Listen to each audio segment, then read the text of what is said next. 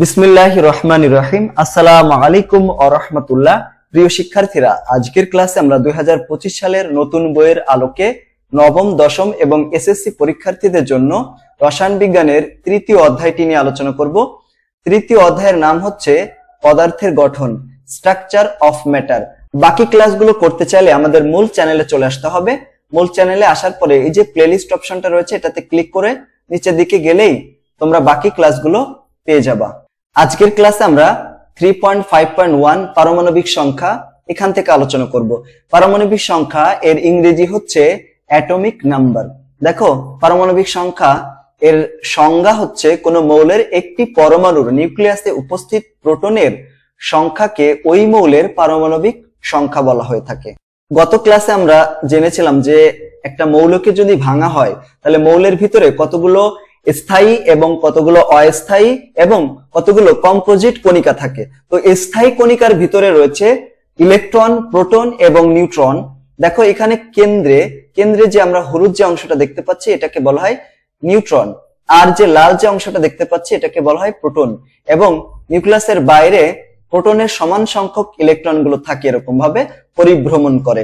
তো আমরা এখান থেকে জেনেছি যে নিউক্লিয়াসের কেন্দ্রের ভিতরে কি থাকে? প্রোটন থাকে।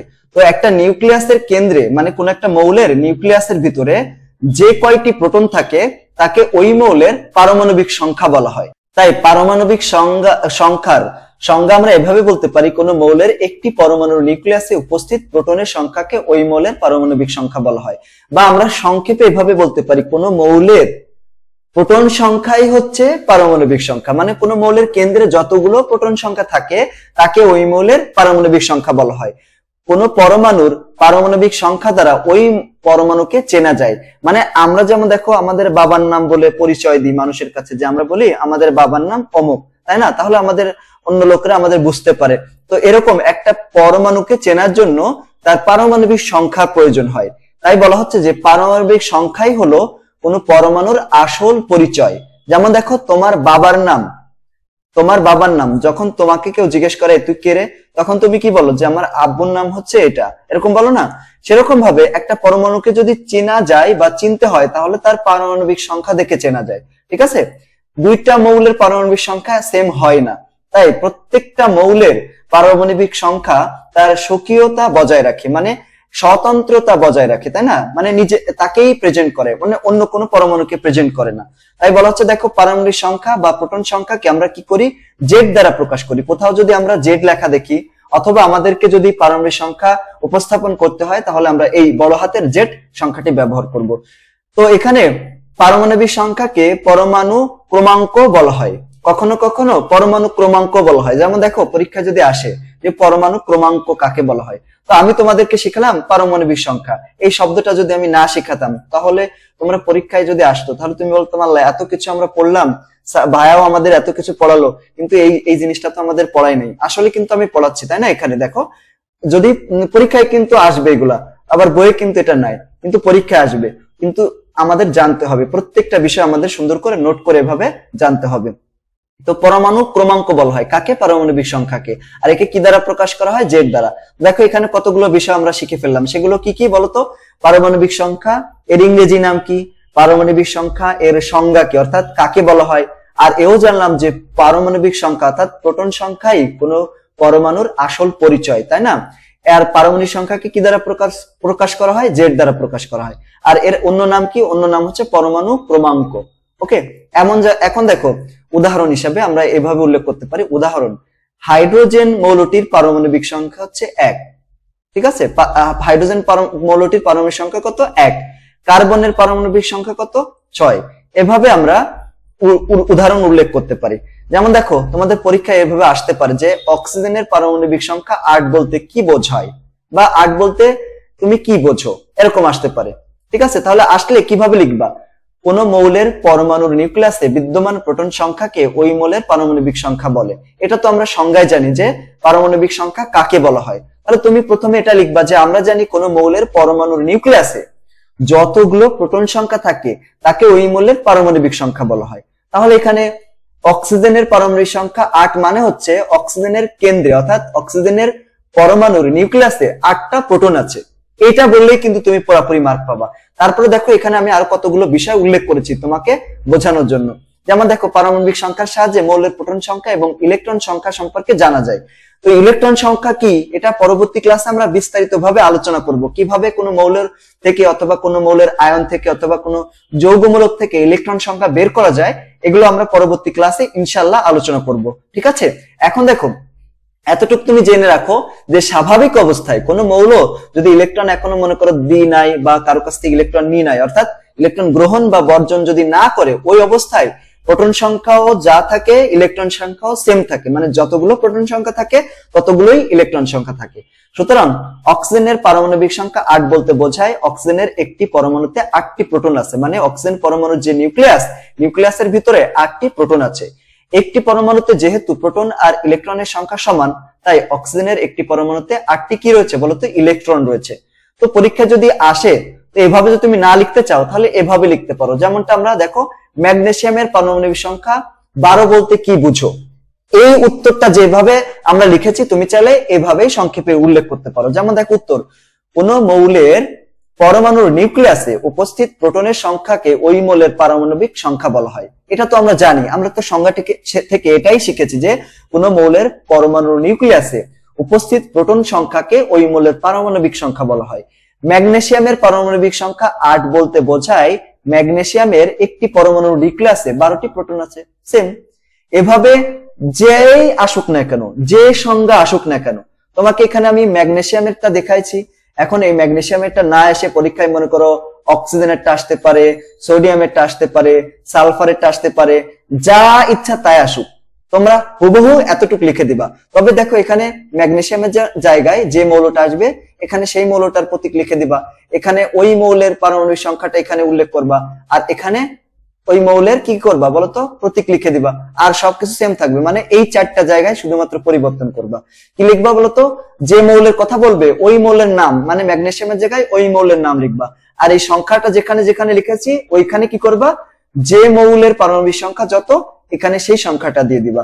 তাহলে তুমি যে কয় মার্কে আসুক না কেন, যদি 2 মার্কে আসে তাহলে 2 মার্ক পাবা, 4 মার্কে যদি আসে হুবহু 4 মার্ক পেয়ে যাবা, কোনো সমস্যা নাই।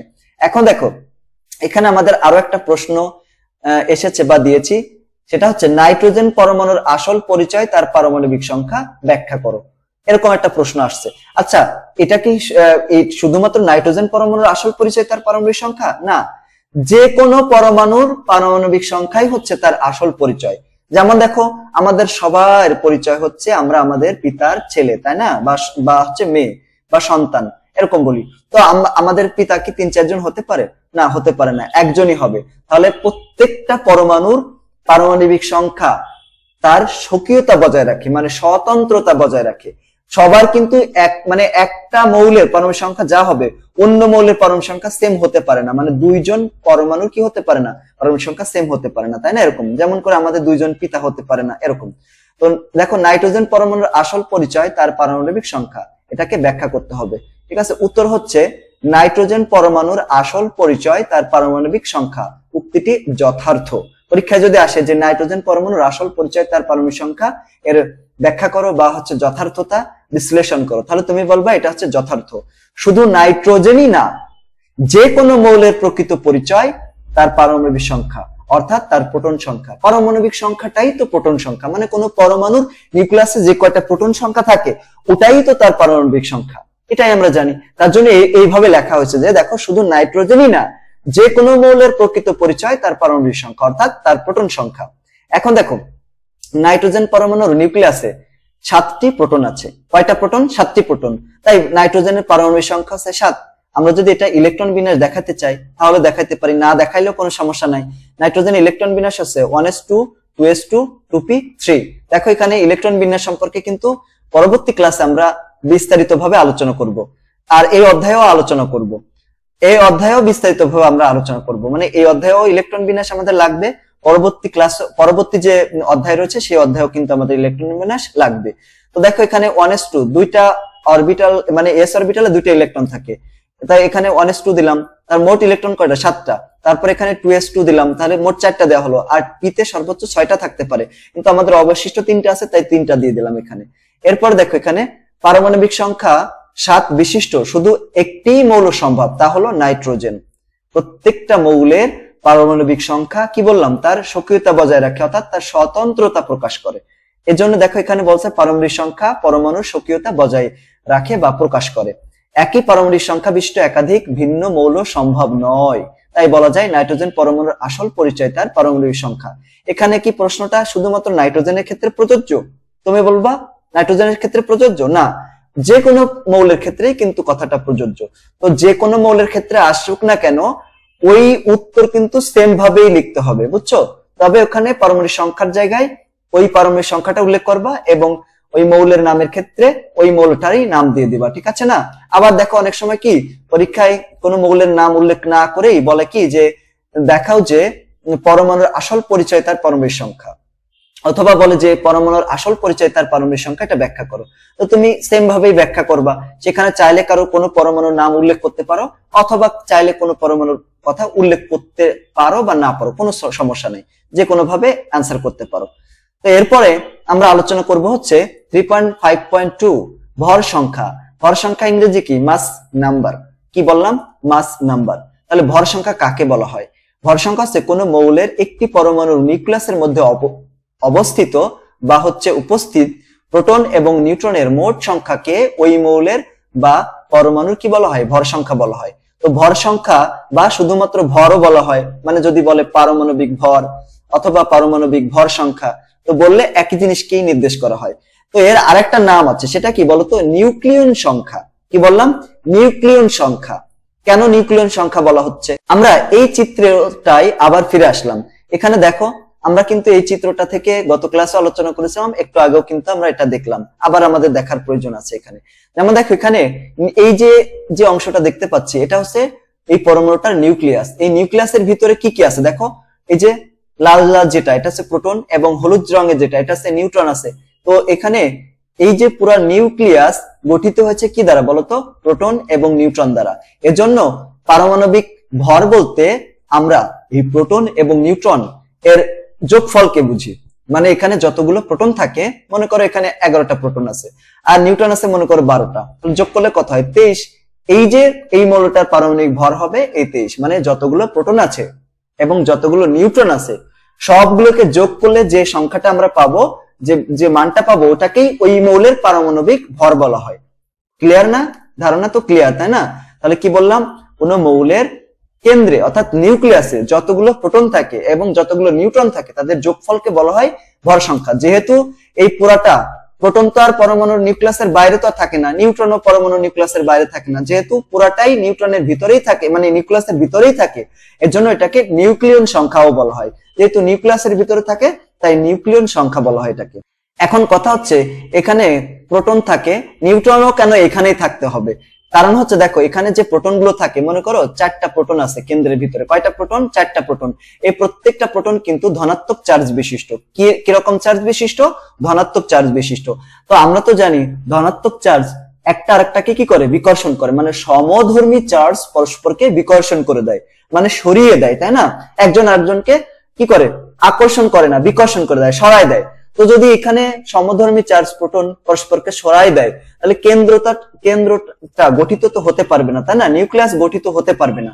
তো নিউক্লিয়াস যদি গঠিত না হয় তাহলে তো পরমাণুও গঠিত হতে পারবে না। এর জন্য যে কাজ করে এখানে এই ভিতরে এই সমস্ত জায়গায় নিউট্রন যায় অবস্থান করে, নিউট্রন যায় এখানে, যে কাকে এই তোরা থাক, এখানে যাইতে পারবি না, জোর করে এখানে একে আটকে রাখে। তো এখানে আটকে রেখে এদেরকে কি করে? জোর করে নিউক্লিয়াস গঠন করতে বাধ্য করে। এজন্য নিউক্লিয়াসের ভিতরে প্রোটন এবং নিউট্রন দুইটাই থাকে। মনে করো তোমার একটা বন্ধু আছে, বুঝছো? তোমার ওই বন্ধুর সাথে তোমার হচ্ছে ঝগড়া, তো বেঞ্চে স্কুলে যে বসছো, তোমার বন্ধু পাশাপাশি বসছে, তুমি এখানে বসবে এখানে, কিন্তু এটা তো বসবা না, তুমি বলবা এর সাথে আমার ঝগড়া, আমি এখানে বসতে পারবো না। তাহলে এবার স্যার কি করলো? তোমাকে এখানে বসাই দিল আর তোমার বন্ধুকে বসালো বি জায়গায়, ওকে? আর মাঝখানে আরেকটা বন্ধুকে বসালো, সে হচ্ছে সি। এই সি কিন্তু কারোর সাথে ঝগড়াও নাই, কারোর সাথে মনে করো বন্ধুত্ব আছে দুইজনের সাথে, বা বন্ধুত্ব থাকুক বা না থাকুক, কারোর সাথে শত্রুতা না, এরকম। তো সে নিরপেক্ষ।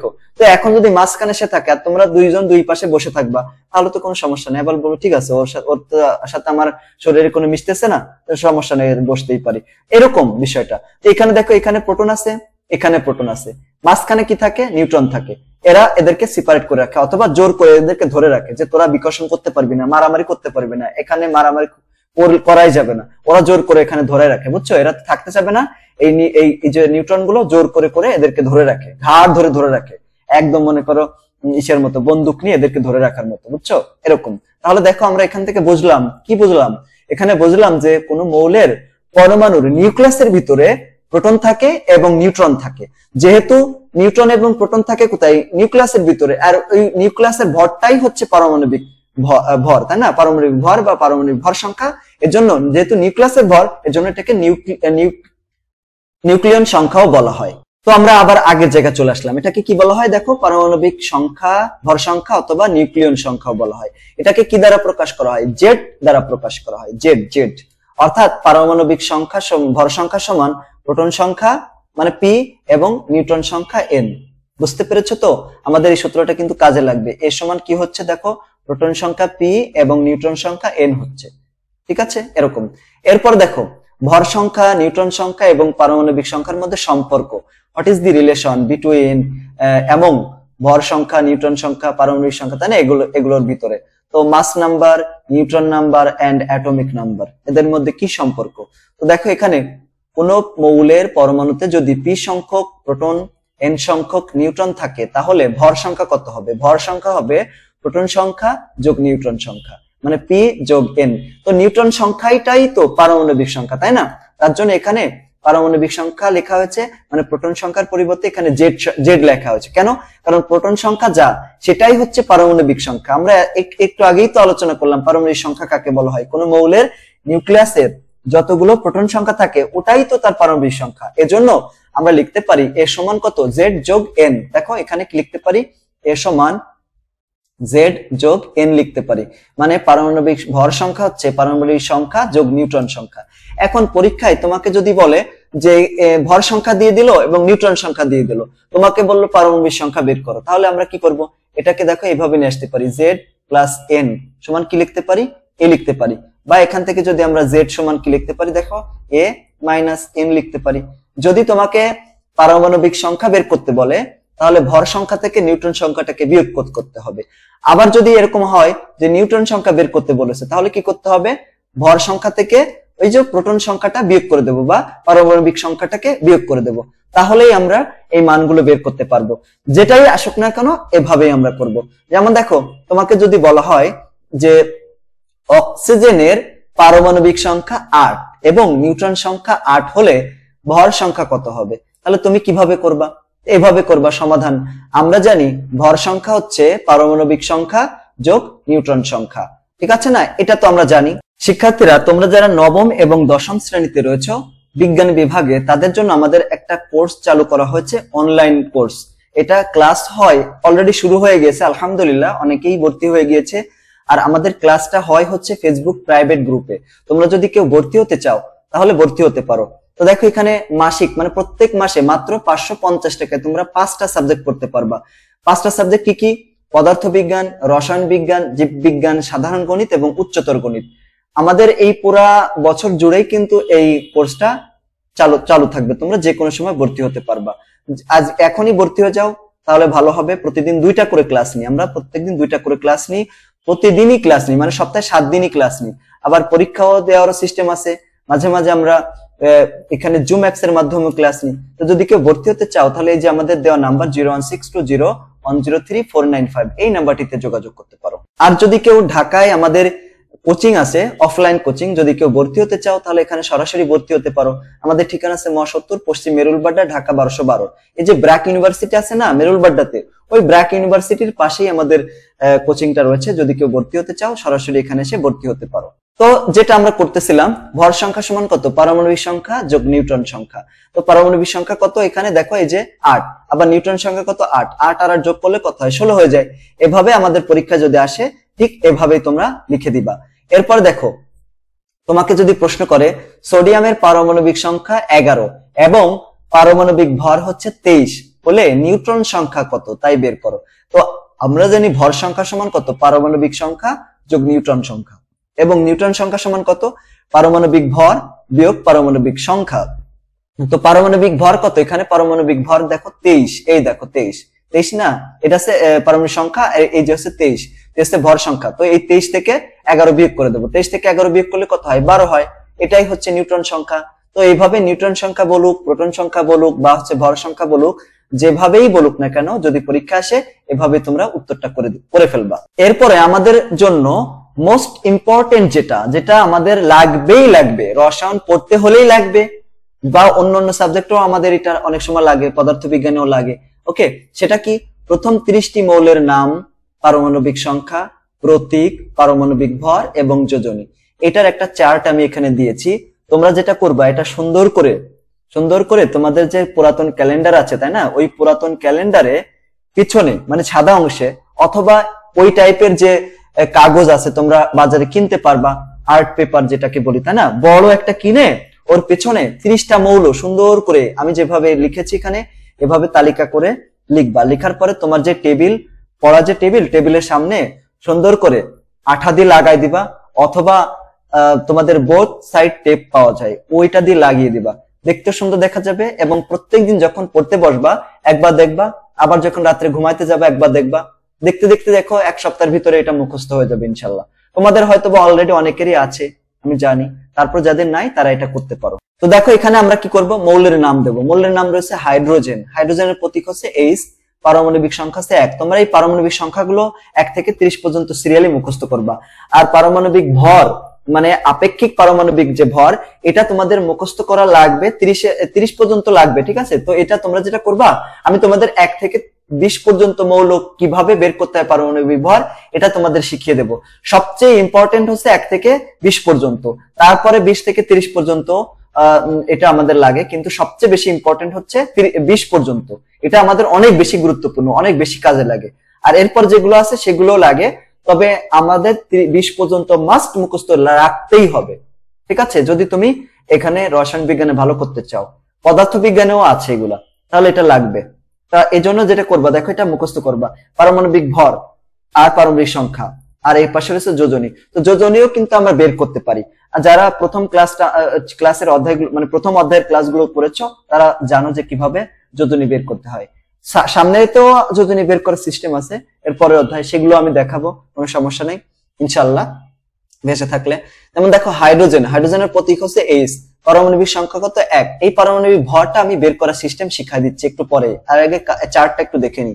হিলিয়ামের এভাবে তোমরা লিখবা, হিলিয়ামের হচ্ছে Hc, পারমাণবিক সংখ্যা 2, পারমাণবিক ভর হচ্ছে 4, যোজনী হচ্ছে 0, এইভাবে লিখবা। লিথিয়ামের Li, এর পারমাণবিক সংখ্যা হচ্ছে 3, এখানে 7, এখানে 1। বেরিলিয়ামের ক্ষেত্রে Be 4, 9, 2, যোজনী হচ্ছে 2। বোরনের ক্ষেত্রে B, পারমাণবিক সংখ্যা হচ্ছে 5, পারমাণবিক ভর হচ্ছে 11 এবং যোজনী হচ্ছে 3। কার্বনের C, এখানে 6, এখানে 12, এখানে 2 আছে যোজনী, আবার 4ও আছে। নাইট্রোজেনের ক্ষেত্রে N, 7, 14, 3 আছে যোজনী, 5ও আছে যোজনী। অক্সিজেনের O, 8, এখানে 16, আর এখানে এর যোজনী হচ্ছে 2। ফ্লোরিনের ক্ষেত্রে এখানে দেখো ফ্লোরিনকে F দ্বারা প্রকাশ করা হয়, 9, 19 এবং যোজনী হচ্ছে 1। তারপরে কি নিয়ন Ne, 10, 20 এবং এটা হচ্ছে 0। সোডিয়াম Na, 11, 23, এখানে রয়েছে 1। ম্যাগনেসিয়ামের ক্ষেত্রে Mg, 12, 24, 2। অ্যালুমিনিয়ামের ক্ষেত্রে Al, তারপরে এর পারমাণবিক সংখ্যা আছে 13, 27, 3, যোজনী হচ্ছে 3। সিলিকনের Si, এখানে 14, এখানে 28, এখানে 4। ফসফরাসের P, এখানে 15, এখানে 31, এখানে 3, 5, যোজনী হচ্ছে 3ও আছে 5ও আছে। মানে যাদের যোজনী অনেকগুলো আছে তাদের বলা হয় পরিবর্তনশীল যোজনী। কিভাবে বের করতে হয় আমরা পরে অধ্যায়ে আলোচনা করব ইনশাআল্লাহ। সালফারের S, 16, 32, 2, 4, 6। ক্লোরিনের Cl, এখানে আছে 17, 35.5, 1। আর্গনের ক্ষেত্রে 18, 40, 0। এরপরে পটাশিয়াম 19, একে কে দ্বারা প্রকাশ করা হয়, 19, 39, 1। ক্যালসিয়ামের ক্ষেত্রে 20, 40, 2। স্ক্যান্ডিয়ামের ক্ষেত্রে 21, 45, 3। টাইটানিয়ামের ক্ষেত্রে Ti, এখানে 12, 48, 2 এবং 3 যোজনী, 2, 4 আর কি। ভ্যানাডিয়ামের ক্ষেত্রে V, 23, 50, 2, 3, 5, 4, 5। ক্রোমিয়াম Cr, 24, 52, 2, 3, 6 যোজনী আর কি। ম্যাঙ্গানিজ হচ্ছে Mn, 25, 55 2 4। আয়রনের ক্ষেত্রে Fe 26 56 2 3। কোবাল্টের ক্ষেত্রে CO 27 59 2 3 যোজনী। নিকেলের ক্ষেত্রে Ni দ্বারা প্রকাশ করা হয়, মানে প্রতীক, এখানে 28 এখানে 59 2। তারপরে কপারের ক্ষেত্রে Cu হচ্ছে প্রতীক, 29 হচ্ছে এর পারমাণবিক সংখ্যা, 63.5 হচ্ছে পারমাণবিক ভর এবং 1 আর 2 হচ্ছে যোজনী। জিঙ্কের ক্ষেত্রে Zn 30 65 2। এভাবে আমাদের চার্টটা তৈরি করা হয়ে গেল। তোমরা সুন্দর করে এই চার্টটা তৈরি করে এটা লিখে রাখবা দেওয়ালে, যেভাবে আমি বললাম। এরপর দেখো, আমি তোমাদের বললাম না যে 1 থেকে 20 পর্যন্ত মৌলের পারমাণবিক ভর বের করা যায়, আমরা টেকনিকের মাধ্যমে বের করতে পারি। তার জন্য তোমাদের পারমাণবিক সংখ্যাগুলো মনে রাখতে হবে। যেমন দেখো, এখানে প্রথম 20টি মৌলের পারমাণবিক ভর বের করার টেকনিক। যেমন জোড় পারমাণবিক সংখ্যা বিশিষ্ট মৌলের ক্ষেত্রে, আচ্ছা জোড় মানে কি, যে সমস্ত মৌলের পারমাণবিক সংখ্যা জোড়, মানে 2 4 6 8, তারপর দেখো 10 12 16, তারপরে 14 16 18 20, এরা হচ্ছে পারমাণবিক জোড় পারমাণবিক সংখ্যা বিশিষ্ট মৌল। তো ওই মৌলের ক্ষেত্রে পারমাণবিক ভর কিভাবে বের করতে হবে? পারমাণবিক ভর সমান পারমাণবিক সংখ্যা তার সাথে 2 গুণ করতে হবে, তাহলেই আমরা পারমাণবিক ভর বের করে ফেলতে পারবো। যেমন দেখো হিলিয়াম Hc, হিলিয়াম তো Hc, তাই না? এই যে নিচে এই সংখ্যাটা দ্বারা পারমাণবিক সংখ্যাকে নির্দেশ করেছে। কাকে নির্দেশ করেছে? পারমাণবিক সংখ্যাকে। তো এই যে পারমাণবিক সংখ্যা এখানে কত? 2। তো সূত্র অনুসারে দেখো পারমাণবিক সংখ্যা এই যে 2 আর হচ্ছে এই যে এই তার সাথে 2 গুণ করতে হবে। এই যে 2 গুণ করলাম, 2 দুগুণে কত হয়ে যাবে? 4 হয়ে যাবে। বেরিলিয়ামের ক্ষেত্রে বেরিলিয়ামের পারমাণবিক সংখ্যা কত? 4। তাহলে 2, এই সূত্রের 2 আর পারমাণবিক সংখ্যা কত? 4। 4 দুগুণে 8 হওয়ার কথা, কিন্তু এটা হচ্ছে একটা ব্যতিক্রম। ব্যতিক্রম হওয়ার কারণে এখানে 1 যোগ করতে হবে। দেখছো, এখানে 1 যোগ করলাম কেন জানো? কারণ এর প্রোটন সংখ্যা আর হচ্ছে নিউট্রন সংখ্যা সমান না, 1 বেশি, মানে প্রোটন সংখ্যা হচ্ছে 4 কিন্তু নিউট্রন সংখ্যা 5 হয়ে যায়। এই দুটা যোগফলই তো পারমাণবিক ভর, তাই না? এজন্য এর 9 হয়ে গিয়েছে। কার্বনের ক্ষেত্রে 6 6 দুগুণ কত? 12। তারপরে অক্সিজেনের ক্ষেত্রে 8 দুগুণ 16। তারপরে দেখো এখানে নিয়ন Ni 10 দুগুণ 20। তারপরে ম্যাগনেসিয়াম 12 দুগুণ 24। তারপরে সিলিকন এখানে 14 দুগুণ 28। তারপরে সালফারের 16 দুগুণ 32। তারপরে দেখো এখানে আর্গনের ক্ষেত্রে একদম আলট্রা ব্যতিক্রম বলতে পারি। এর ক্ষেত্রে দেখো অনেক বেশি, মানে অনেক বেশি ব্যতিক্রম। এখানে 36 হওয়ার কথা, তাই না, এই সূত্র অনুসারে, কিন্তু এর 4টা প্রোটন নিউট্রন আরো বেশি থাকে, এর জন্য এই 4 যোগ করে 40 করে দেওয়া হয়। ক্যালসিয়ামের ক্ষেত্রে ক্যালসিয়ামের ঠিক আছে 20 দুগুণ 40। এইভাবে জোড় যে পারমাণবিক সংখ্যাবিষ্ট মৌলগুলো ছিল তাদের এভাবে বের করতে হবে। কিন্তু যদি বিজোড় হয়, দেখো এখানে কি বলেছি, বিজোড় পারমাণবিক সংখ্যা বিশিষ্ট মৌলের ক্ষেত্রে কি হবে? তো যারা বিজোড়, মানে যাদের পারমাণবিক সংখ্যা বিজোড়, মানে 1 তারপর 3 5 7 এরকম, তাদের ক্ষেত্রে কি হবে? পারমাণবিক ভর হবে পারমাণবিক সংখ্যা গুণ 2 যোগ 1 এরকম। তো দেখো এখানে হাইড্রোজেনের ক্ষেত্রে ব্যতিক্রম, এখানে এর মাত্র 1, এর কিন্তু কোনো নিউট্রন সংখ্যা নেই। কেন নিউট্রন সংখ্যা নেই বলতো? তোমাদের কিন্তু আমি শিখাইছি এটা। এই যে প্রথমেই আমি বলেছিলাম কেন নেই। এখানে কেন্দ্রের ভিতরে কি থাকে বলতো? এখানে প্রোটন থাকে। তো যদি প্রোটন একাধিক থাকে তাহলে তো একজন আরেকজনকে বিকর্ষণ করে, কিন্তু যদি একটাই মাত্র প্রোটন থাকে ওটা তো আর কাউকে বিকর্ষণ করবে না। তো এখানে এই যে হাইড্রোজেনের মাত্র একটা প্রোটন আছে, যেহেতু একটা প্রোটন আছে এ তো আর কাউকে বিকর্ষণ করবে না। যেহেতু কাউকে বিকর্ষণ করবে না, এজন্য কি বলতো, যেহেতু কাউকে বিকর্ষণ করবে না এজন্য এর পারমাণবিক সংখ্যা 1 এবং নিউট্রন সংখ্যার প্রয়োজন হয় না। কেন প্রয়োজন হয় না? তো যদি কেউ কাউকে বিকর্ষণ না করে তাহলে তো আর নিউট্রন গুলো কি করে বলতো? জোর করে ওদের ভিতরে বিকর্ষণকে অতিক্রম করে দেয়, মানে বিকর্ষণ হতে দেয় না। হাইড্রোজেনের তো বিকর্ষণ হওয়ার প্রশ্ন আসে না। কেন? কারণ এর একটাই মাত্র প্রোটন।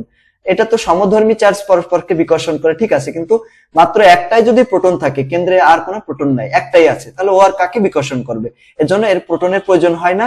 এর ক্ষেত্রে পারমাণবিক সংখ্যা যা, ওই পারমাণবিক ভরও তাই একই। এটা আছে একদম ব্যতিক্রম সবার থেকে। তারপর দেখো লিথিয়ামের ক্ষেত্রে দেখো পারমাণবিক সংখ্যা কত? 3 এর, আর এর সাথে 2 গুণ করতে হবে, এই যে 2 গুণ, তাই 2 গুণ করে দিলাম, তাহলে 3 দুগুণ 6। আর এখানে দেখো এই যে সূত্র অনুসারে 1 যোগ করা হয়েছে, তাহলে কত হয়? এখানে এই যে 7 হয়ে যায়। তারপর দেখো এখানে রয়েছে হচ্ছে 5 পারমাণবিক সংখ্যা বিশিষ্ট মৌলকে বোরনের ক্ষেত্রে 5 দুগুণ 10, তার সাথে 1 যোগ হবে, তাহলে কত হয়? এই যে 11 হয়। তারপরে কে? নাইট্রোজেনের কত? এখানে 7, 7 দুগুণ 14 আর 1 15 হওয়ার কথা, কিন্তু এটা ব্যতিক্রম, কারণ এর প্রোটন সংখ্যা এবং নিউট্রন সংখ্যা সমান থাকে এর জন্য। তারপর দেখো ফ্লোরিন, ফ্লোরিনের ক্ষেত্রে 9 দুগুণ 18 আর 1 যোগ 19 হয়, ঠিক আছে, এটা সূত্র অনুসারে মিলে গেছে। তারপরে হচ্ছে সোডিয়াম 11, 11 দুগুণ কত 22 আর 1 যোগ করলে 23 হয়। তারপর দেখো অ্যালুমিনিয়াম, এই অ্যালুমিনিয়াম কত 13, 13 দুগুণ কত হয় 26, তার সাথে 1 যোগ করলাম 27 হয়ে গেল। তারপরে ফসফরাস, ফসফরাসের ক্ষেত্রে 15 পারমাণবিক সংখ্যা আছে, এই যে এগুলো তো পারমাণবিক সংখ্যা নির্দেশ করতেছে, এইভাবে লেখা হয় বুঝছো কোন মৌলকে। তো এখানে 15 দুগুণ কত 30, তার সাথে 1 যোগ করলাম 31 হয়ে গেল। তারপরে রয়েছে দেখো ফসফরাসের পরে রয়েছে ক্লোরিন, এই যে ক্লোরিন, ক্লোরিনের কত 17, 17 দুগুণ 34 হওয়ার কথা, কিন্তু এর একটু ব্যতিক্রম, এখানে 1 না যোগ হয়ে 1.5 যোগ হয়। মানে কেন 1.5 কি নিউটনের ক্ষেত্রে বেশি থাকে, জন্য যোগ করলে কত হয় 35.5, এটাই ব্যতিক্রম, এটাও ব্যতিক্রম। তারপরে হচ্ছে পটাশিয়াম, পটাশিয়ামের 19, 19 দুগুণ কত হয় 19 দুগুণ হচ্ছে 38, তার সাথে 1 যোগ হয়, তাহলে কত হয় 39 হয়ে যায়, এটা হচ্ছে পটাশিয়ামের। তো এইভাবে আমরা টেকনিকের মাধ্যমে 1 থেকে 20 পর্যন্ত মৌলের পারমাণবিক ভর সংখ্যা বের করতে পারবো, ঠিক আছে, বা নিউক্লিয়ন সংখ্যা বের করতে পারবো। এরপরে তোমরা 21 থেকে শুরু করে 30 পর্যন্ত, জিঙ্ক পর্যন্ত আর কি পারমাণবিক সংখ্যা এবং পারমাণবিক ভরগুলো মুখস্থ করে নিবা, এবং যোজনীয় লাগবে আমাদের। তো আজকের ক্লাসে আমরা এই বিষয়গুলো নিয়ে আলোচনা করেছি। ইনশাআল্লাহ পরবর্তী ক্লাসে আমরা ইলেকট্রন সংখ্যা নিয়ে আলোচনা করব। তো আজকের ক্লাসটা তোমার কাছে কেমন লাগলো সেটা একটু কমেন্ট করে জানিয়ে দিও, আর যদি ভালো লাগে তাহলে আমাদের চ্যানেলটি সাবস্ক্রাইব করে ক্লাসটি বন্ধুদের সাথে শেয়ার করে দিও। আর যদি কেউ আমাদের কোর্সে কোনো কোর্সে ভর্তি হতে চাও, তাহলে এই যে আমাদের দেওয়া নাম্বার 01620100495 এই নাম্বারটিতে যোগাযোগ করবা। সর্বোপরি আমাদের সাথে থাকবা এবং আমাদের জন্য দোয়া করবা, আমরা যেন 1 মিলিয়ন পরিবারে পৌঁছাতে পারি, এজন্য দোয়া করবা। সবাইকে ধন্যবাদ। আসসালামু আলাইকুম ওয়া রাহমাতুল্লাহি ওয়া বারাকাতুহু।